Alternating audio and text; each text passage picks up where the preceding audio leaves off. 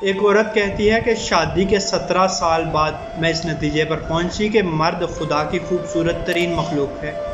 وہ اپنی جوانی کو اپنی بیوی اور بچوں کے لیے قربان کرتا ہے۔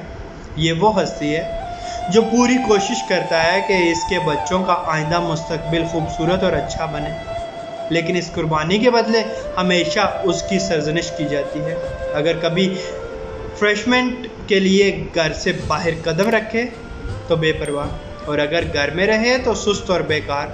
اگر بچوں کو غلطی کی وجہ سے ڈانٹے تو وحشی، اگر بیوی کی نوکری سے روکے تو متکبر اور رعب جمانے والا، اگر ماں سے دل جوئی کرے تو ماں کا لاڈلا، اگر بیوی سے پیاری باتیں کرے تو بیوی کا مرید۔ اس کے باوجود مرد دنیا کی وہ ہستی ہے جو اپنے بچوں کو ہر اعتبار سے خود سے بہتر دیکھنا چاہتا ہے۔